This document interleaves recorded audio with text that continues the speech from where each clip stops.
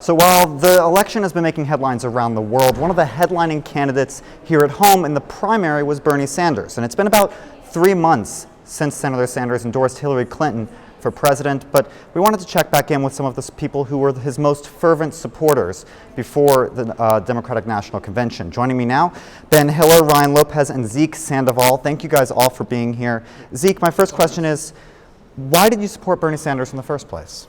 I supported Bernie because I thought that he, out of all candidates, really wanted to change the culture of citizen engagement in America. I didn't see in any other candidate people who wanted everyday American people to be involved every day at every level with the government. And so, Ryan, the question to you, why did you support Senator Sanders? Quite similarly, the main reason I supported Senator Sanders was due to a lot of his policies and a lot of the belief system that he held, which really resonated a lot with me. So what are some of the specific? Yeah, what are some of the specifics? So some of the specifics were a single-payer healthcare system, a tuition-free public college and university, as well as a big stance on the environment, expanding solar power, wind power, geothermal, all those.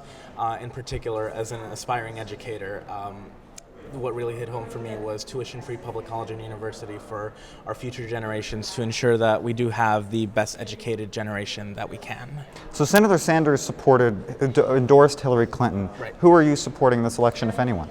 So personally, at the moment, I am focusing a lot more of my energy on the down-ballot issues. We have a lot of down-ballot issues that even though a lot of millennials are feeling apathetic about the fact that Senator Sanders isn't running anymore, that we still need them to come out and vote. There are a lot of important issues. Personally, I'm a huge proponent of Measure M here in Los Angeles County to expand rail and public transit. But in terms of presidential candidates, right now, personally, I'm giving everyone a chance to convince me while checking my facts and sources, of course. So we're only 32 days from the election. Right. Time's coming short. Absolutely. Are you leaning any direction at this point? At the moment, it appears that Dr. Jill Stein of the Green Party is going to get my vote. But again, I'm giving everyone the chance to convince me. But at the moment, it's looking like Dr. Jill Stein has my vote. So Ben, what about you? Are you supporting someone in this general election now that Senator Sanders is out of the race? Yeah, so my home state is actually North Carolina. So I still have to decide whether I'm going to vote in North Carolina or in California. North Carolina is actually a legitimately battleground state. Hillary Clinton and Donald Trump are neck to neck. If I decide to vote in North Carolina, I think I'm going to have to vote for Hillary Clinton for that reason. But if I vote for California, there's a lot of referenda on the ballot that, like Ryan said, are very important, a lot of local measures. If I decide to vote in California, then probably Jill Stein will be getting my vote.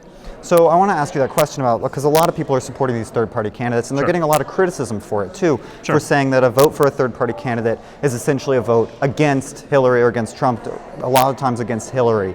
What do you say to those people? Well, it really depends what state you're in. I mean, first of all, it doesn't make sense to say that a third-party vote is a vote against one candidate or the other. It's a vote for that candidate, right? At best, it's half a vote for another candidate, but that doesn't really make sense either. And I think that kind of attitude is very cynical and very bleak, and disempowers the average American a lot, right? And encourages them not to vote and not to exercise participate in democracy.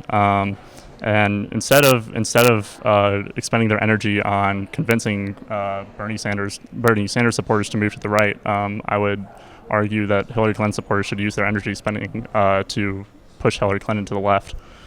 So, Ryan, the question to you, do you think Hillary Clinton has adopted some of the ideas that Senator Sanders put forward in the debate? I'd have to say that as a delegate to the Democratic National Convention representing California's 37th Congressional District, I definitely did see a lot of Hillary Clinton supporters and Hillary herself talk a lot about Bernie Sanders' policies and wanting to implement them. At the same time, though, I personally see that as all talk. Hillary Clinton has a record of going back on her word, especially when it comes to a lot of progressive issues. For example, when she was opposed to gay marriage up until about 2013. And although I'm very glad that she's on the right side of history now, I saw that more as a political move and not really a authentic endorsement. And so for me it's more of a situation of Hillary's more all talk and not really action. So although we hear from her that she might adopt some of Bernie's policies, at the end of the day I don't see that happening. So Zeke, same question to you. Who are you supporting, and do you think Hillary has adopted enough of Senator Sanders' policies? Yeah, so I'm fervently and ardently supporting Hillary Clinton in the general election. And I think that it's inarguable at this point that she has adopted a lot of Bernie Sanders' positions, if not maybe exact policies.